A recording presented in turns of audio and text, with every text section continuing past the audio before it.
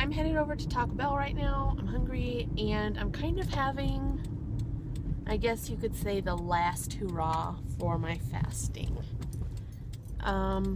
Fasting starts on Sunday. Today is Friday. And not that I eat super heavy or greasy things, I just like cheese. And I will tell you, having to give up cheese for over a month is like, oh my God. I am hoping that this will be a good thing for me diet-wise, because I've got to change how I eat. I am not eating good. I'm not eating healthy. I'm not eating to my full potential, essentially.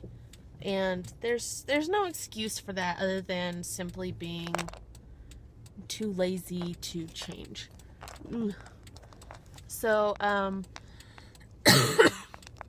getting over like a nasty cold. I know that the last year when I did the fast, I ended up getting sick the first week of fasting. And that really threw me off my game. And I am not going to let myself use that as an excuse this time. I need to eat healthy. I need to eat well. And it does not matter.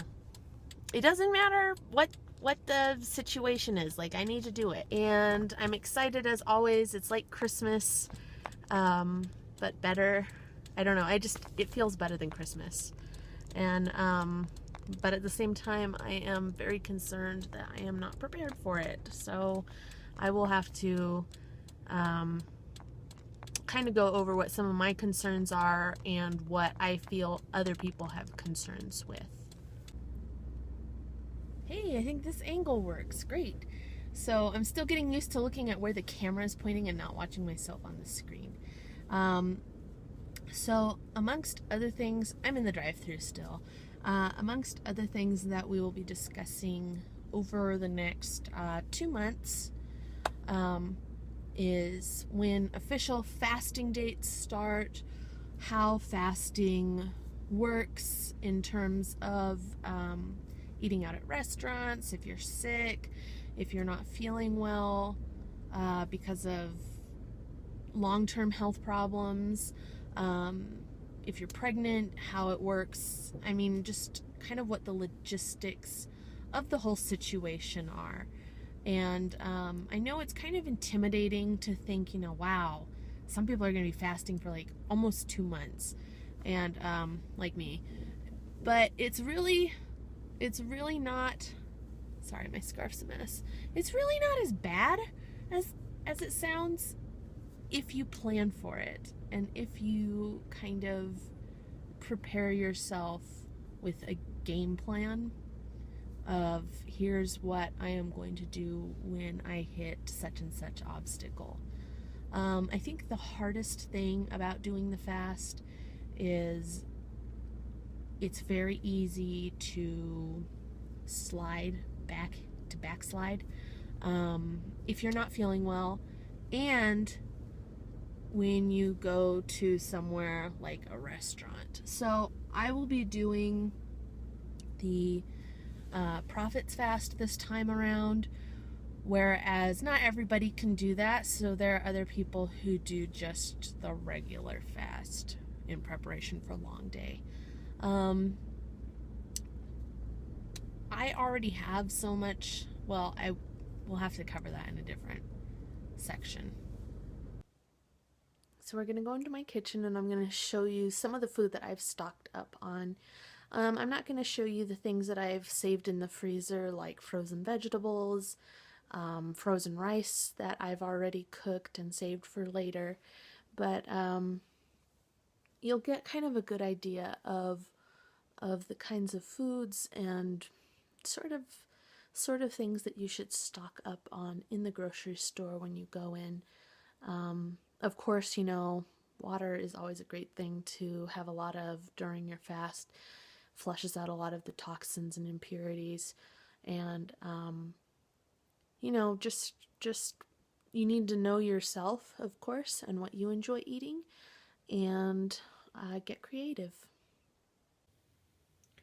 So spices are a pretty important part of fasting because they are going to keep your food from becoming totally gross and boring. On on the lower end of the price spectrum, I do have Mrs. Dash. It doesn't contain salt, but most of them do not contain preservatives, which is a bonus. I have Pepper, which I can't imagine doing a fast without.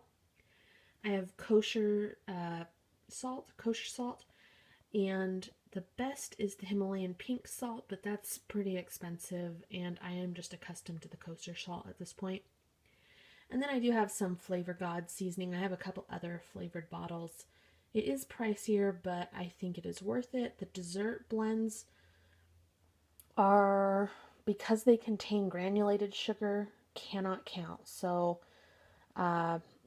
if you do have Flavor God seasoning, make sure that it doesn't have any sugar in it. I know that they don't have preservatives, but to maintain the intention of the fast, then you have to stick with kind of the normal flavors.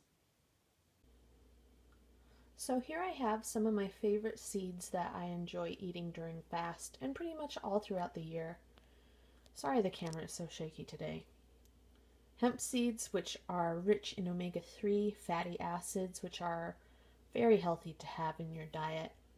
Chia seeds, which are pretty good to put in water, like you soak them overnight and it kind of gets a gel texture, so it's almost like a pudding. Golden flax seeds that are whole, and ground golden flax seeds.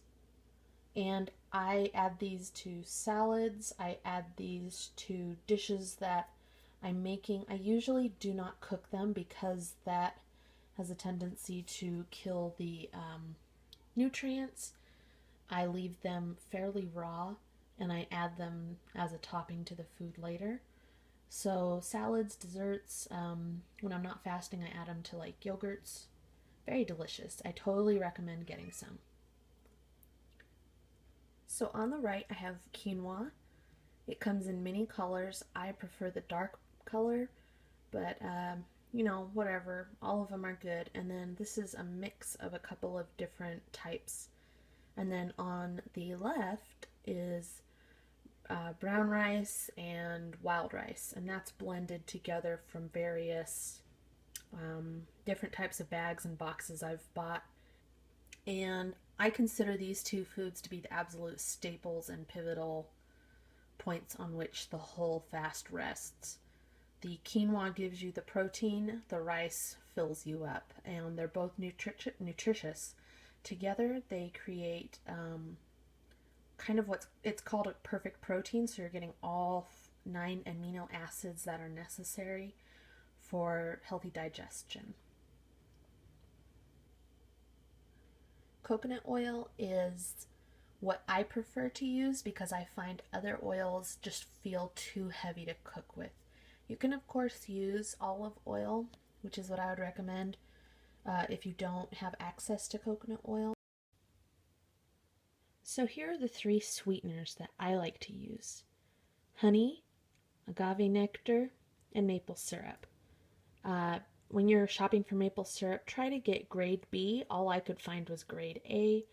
Grade B just has more minerals in it. It's overall a little less processed. If you can't find it, no sweat. It is more expensive, just so you know. The agave nectar, they have light and then they have amber colored. It doesn't really matter to me. I think they both taste good. I'll buy both. It's a little bit cheaper than investing in maple syrup.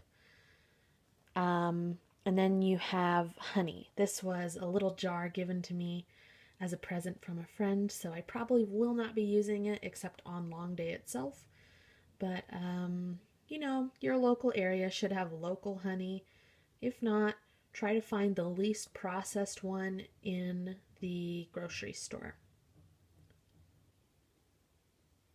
Another great source of protein, because we can't eat legumes, is our eggs. And these are little pheasant eggs, so they're about 3 equals 1 chicken egg. So these are tiny. But I don't generally eat a lot of eggs, and when I do, I mix it in with rice like a stir fry. So I'll show you that recipe later on in the month. And they're cheap. Try to get cage free, free range, as best as you can. Most ethical egg. Sweet potatoes and yams are really easy to cook. They can be seasoned in multiple different ways. They're very, very filling, very, very nutritious. And for the price that you pay, you get a lot of meals out of them. Ginger's a pretty good thing to have in your diet. You can add it to sliced up to warm water. You can add it to your cooking. This root's looking a little squirrely, but whatever. I'm going to use it up anyway. Trail mix made of nuts and dried fruit. That is a lifesaver. They're great to just munch on, and they don't spoil. Although, if your house is really hot, keep them somewhere cool like the fridge. I generally use the raw nuts, so that means that they have not been heated and processed and then salted. But, just look for the most unprocessed you can possibly find. In this mix, I have date chunks, I have currants, I have golden raisins, and I have raw cashews and raw almonds. Trying to do a fast without fruit or citrus, you're fooling yourself. Apples, you can fill up on those. They're pretty inexpensive. These little cuties, you can buy them in a bag, or clementine oranges. You can buy them in a bag for about $5. And, you can just eat 3 or 4 of them, 5 of them at a time if you want. Fresh lemons so that you can squeeze it over your food if you want, or you can add it to water. I usually have limes in here. You can have bananas. Those are extremely cheap. I can't have them, but, if you can, go nuts. Normally I would have something like a mango, have an avocado, or some avocados right there, and I have all my vegetables in the fridge. That is like the key part of doing the fast, essentially. Vegetables, rice, quinoa. Can't go wrong with that combination. So we looked at the things in my kitchen, and I will go with a brief overview of the food. Rice, you shouldn't make more than a couple of days worth because it can get kind of gross. I have a rice cooker, and I cook my quinoa and my rice in that separately, and that's just how I prep it. Pre-prepped food plates, you can get those where they're just like cooked or cut vegetables or cut fruit that are just ready for you to consume. There are a lot of other grains you can eat, such as like farro, barley, corn, and seeds need to be kept refrigerated as a rule because they have oils in them, and you don't want them to rot or go bad, which, would suck because seeds are pretty expensive. Oils like the coconut oil have a tendency to burn on high heat, so you have to cook them on medium to low heat for a short amount of time, which can kind of suck if you're not used to cooking like that. I don't have a problem with it, but I know other people might. And I do know things like quinoa can be a little bit expensive outside of the normal price range for what you might be budgeting for yourself in groceries. But if you're cutting out meat and other junk foods, yeah, you might do okay. So I can't wait to talk to you guys. Tomorrow is my first day of fast. Pretty excited about that. Pretty nervous. I don't feel like I'm prepared at all. But can't wait to vlog about that tomorrow. So until then, see ya.